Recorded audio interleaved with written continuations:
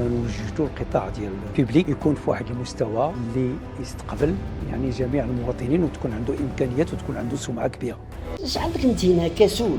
ما عمرنا شفنا فيك الضوء. جميع القطاعات كيزدعموا الا انا اللي جعل الوزير يمشي كيجري بحال شي مراه نسات البوطه شاعله. والصحافه عوض يمشيو يصوروا داكشي ديال المستشفيات والحوت وداكشي جايين يصوروا فيا انا. كيفاش شي واحد يتوقف من مهمه هو اصلا ما كيعملهاش؟ علاش حنا الدواء في المغرب عندنا غير المنظر مقزز، ما بغيتش نقولها بالمغربيه، مقزز للغايه. راه ما كاينش الميزانيه ديال الدرس، راه صعب. الراجل كيتقاتل مسكين غير ما ياكل قرشو، والدواء نتوما كتربحوا فيه 2000%. السلام عليكم وتبارك الله عليكم وتحية كبيرة لكم. مستشفى الحسن الثاني بأكادير أكبر مؤشر على أزمة صحية وطنية. الاحتجاجات أمام مستشفى الحسن الثاني لم تكن مجرد غضب عابر. 8 نساء فقدن حياتهن في ظروف غامضة، أجهزة معطلة ونقص في الأدوية وغياب الأطقم الطبية ورجال حراسة يتحكمون في ترتيب المواعيد والحالات المرضية. بعض الشهادات تتحدث عن عمليات جراحية بلا تخدير فيما يشبه المشافي الميدانية وسط الحروب. إنها ليست مجرد أزمة عابرة، بل اختبار لوعود الحكومة برفع مستوى القطاع الصحي العمومي.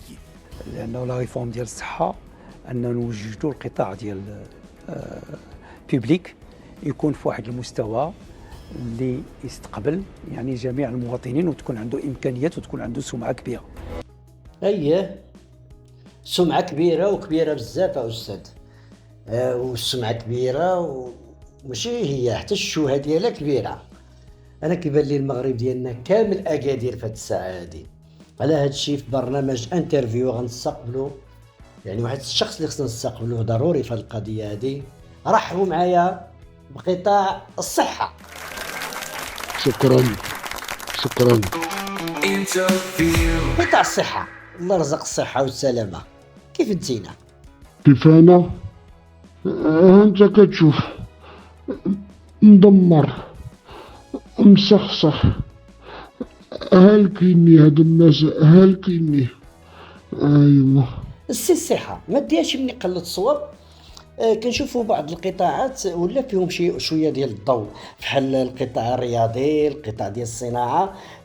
ولكن اش عندك انت هنا كسول؟ ما عمرنا شفنا فيك الضوء. والله ما فاهم شي حاجه فحالي فحالكم. جميع القطاعات كيزدعموا الا انا، واخا فرضوا التغطيه الصحيه على كل شيء اللي كيدخلوا بها الزبابل ديال الفلوس كيستافد منها غير القطاع الخاص، وانا كيتسلطوا بيا غير المفسدين وعديمي الضمير. الله ياخذ الحق. بوغري، واخا قطاع الصحه. اسمح لي بغيت نسقسيك، هو الصراحه ماشي انا اللي بغيت نسولك، هاد الشخص هاد السيد هذا بغى يسولك. بغيت نعرف انا وهل تتوصل وزارة الصحة بتقارير ميدانية حول وضعية المستشفيات والمستوصفات بالمغرب؟ وإلا كانت كتوصل بهاد التقارير شكون اللي كيتكلف أنه يكتبهم؟ وفوق مكتب من توضع هذه التقارير؟ وإلا كان كيدار وما عطيش نتيجة، فين كاين الخلل؟ واش على مستوى ديوان الوزير ولا على مستوى المسؤولين اللي كاينين وسط وزارة الصحة وعندهم لي بوست كبار، ولا الناس اللي كيكتبوا هذوك التقارير عندهم اشكاليه لان ما كينقلوش الصوره كما خاصها توقع هنا؟ الحاجه الثانيه، واش كاينه معطيات واضحه حول الخصاص اللي كاين في الاجهزه والادويه والاطقم الطبيه؟ واش كاينه خطه لحل هذه الازمه؟ جاوب، واش كاين شي خطه؟ اين خطه؟ زعما انا الركراكي ما كاين لا خطه لا والو، والتقارير كاينه بالحق. تقارير بشحال ديال الناس كيموتوا في النهار، وشحال كيتعاطبوا بالاخطاء الطبيه وشي حاجه من هذا القبيل. والصراحه جواب غير مقنع، ولكن انا كيبان لي ها اللي عملوا التقرير، والتقرير نيت اللي جعلوا الوزير يمشي كيجري بحال شي مراه نسات البوطه شاعله. ها هو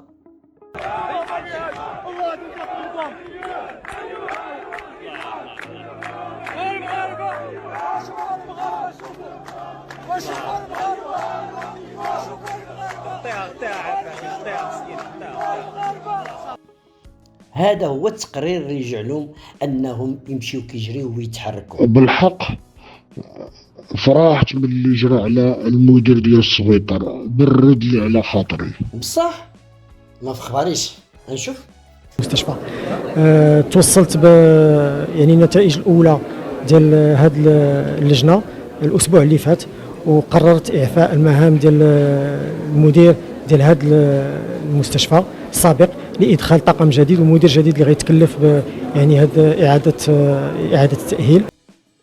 هادشي مزيان، هادشي كيفرح بالحق. انا ما عرف، جاتني واحد المعلومه بشكل معلومه شويه خطيره، ولكن نعرفوا هذه المعلومه كاملين.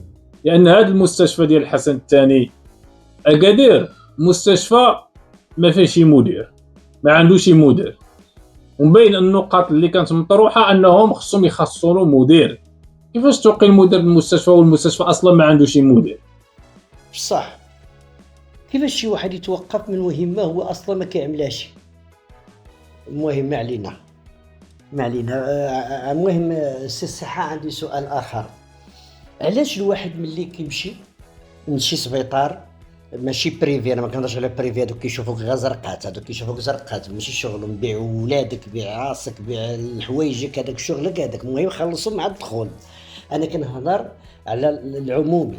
كيمشي الواحد مهرس من يدو كيقولوا خصك تجيب لنا القبص، يعني شري لنا القبص باش نقبصوك. راه ما كاينش الميزانيه ديال القبص صاحبي. ما كاينش الميزانيه. والميزانيه ديال القبص والسيما باش يعدلوا الملاعب كاينه، وديال هادشي هذا ما كاينش. واخا ما كاين حتى مشكل، باقي غنزيد نبسل عليك ونطرح عليك سؤال اخر.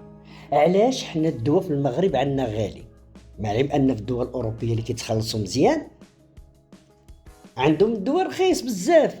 علاش؟ هو الصراحه الله يحسن لعون الدوله، على الاقل موفر لنا هاد الدواء هذا. كاين الناس اللي ما عندهمش هاد الدواء ما كيوصلوش.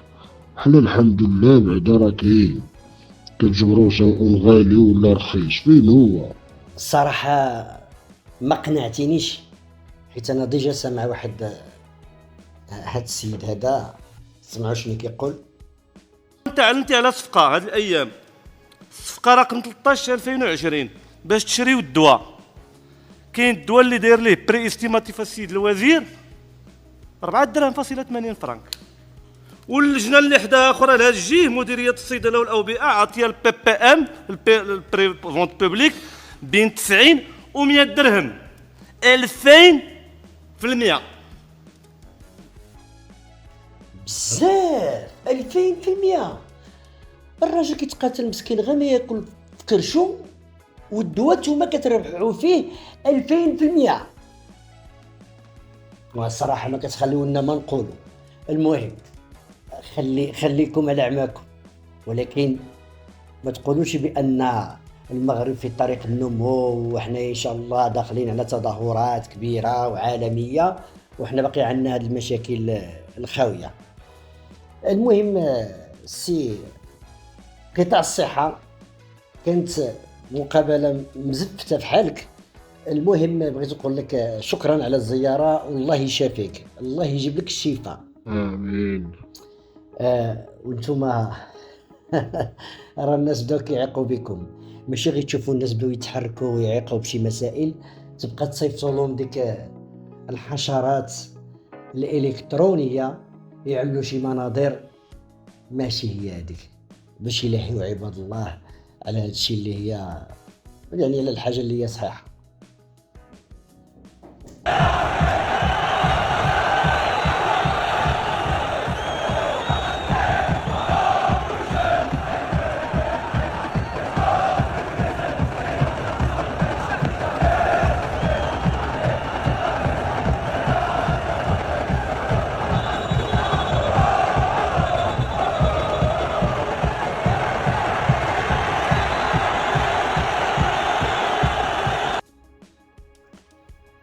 لا حاله ولا منظر مقزز، ما بغيتش نقولها بالمغربيه، مقزز للغايه. كتعملوا هادشي هذا باش بنادم يتلهى مع هاد يعني الحشرات، باش يتلهوا على الحاجه اللي هي مهمه وعليها القيمه. هو براسو عارف راسو كيف اش كيسوى. خرجوني كي الكلب وعرقان، والصحافه تامه، الصحافه تامه، والصحافه عوض يمشيو يصوروا داكشي ديال المستشفيات والحوت وداكشي جايين يصوروا فيا انا جسم بيبر. تسيروا واش تصوروا فيا، اش كتوليو لولادكم وما تبقاوش تصوروني انا. خليو هو براسو كيقول لكم انا ما تبقاوش تصوروني، عارف راسو اش كيسوى. الله يخليكم، الله يخليكم. الا بغينا نمشيو شويه في هذه البلاد نمشيو بها للقدام، نهتموا بشي حاجه اللي هي مهمه واللي كتهم المواطن، اللي غادي يكون هذاك هو الجمهور ديال ديك التظاهرات اللي كتوجدوا لها. راه خصو يكون مرتاح، راه خصنا موازين ديال الصحه.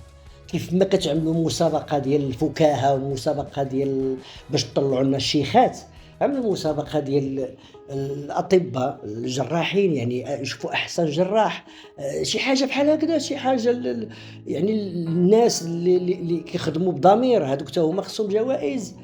هادشي اللي بغينا حنا. الله يهديكم. نتوما في الكومونتير قولوا لنا شنو الراي ديالكم في المعضله السوداء. الى حوار اخر وتبارك الله عليكم.